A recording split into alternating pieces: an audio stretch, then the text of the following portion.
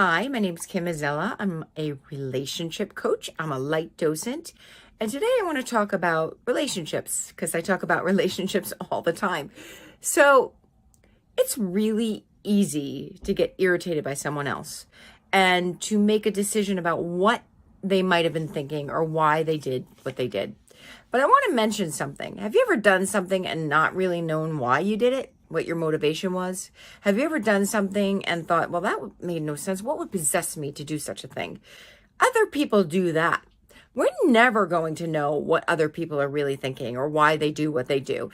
And actually, spending time trying to discover another person's motivation for why they behaved the way that they did is a massive waste of your time. It really is. Our job is to just notice the behavior of other people and behave accordingly. We cannot change anybody. We'll never know why they did what they did, but we can change ourselves and we can make decisions for ourselves based on the way other people behave, right? What other people do.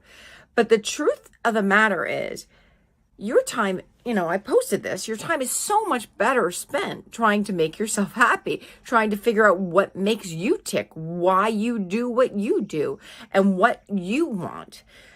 But when another person's irritating you, you have an opportunity to learn about yourself. You have an opportunity to heal. Because what other people are really mirrors of ourselves, because everything is projection of fear or extension of love. We are so powerful that the world mirrors who we are. So when we find ourselves in the Course in Miracles, which is what I teach, when we find ourselves irritated with someone else, what the Course says is that's a recognition that we have perceived incorrectly, right? We have perceived incorrectly. Why have we perceived incorrectly? Because we're seeing our own irritation with ourselves out in that other person. Because honestly, someone can behave in a way or do something that might feel like a betrayal, but you could still feel okay. Because really, it's what the person does, what you think about the person's action, and how you feel. How you feel really isn't about what that person does. There is a space of time in between what the person does and how you feel called your thoughts about it.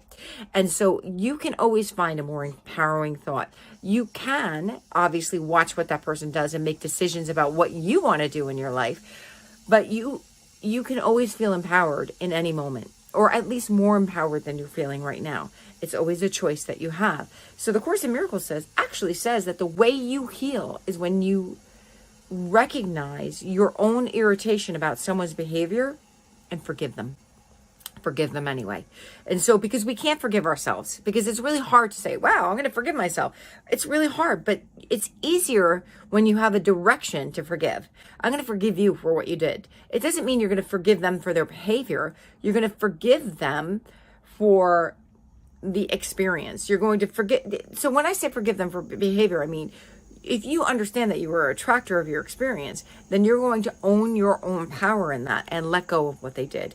That doesn't mean that you hang out with the person if they betrayed you or harmed you, but it means that you look at it and own your side of the street, take your power back and allow them to be who they are and where they are, and let that be okay and love them anyway. As you release them, if you need to, love them anyway, recognizing I understand that you were doing what you needed to do to feel loved and safe. And I need to do what I need to do to feel loved and safe. So I teach this theory a lot because it's hard to put into action, especially when people do things that seem so horrible, right? Because people do horrible things, because we all do. I know I've done stuff in my life that I'm not exactly proud of, and I'm sure you have too. So, but that doesn't mean you have to hang out with someone who behaves intolerably to you. But it does mean you still have to forgive them and release them. So that's my 2 cents. If you would like to know how to do that, you could always reach out to me. There's a million different ways to get in touch with me in the description bar. And remember that life is super short. So please be kind to each other. Have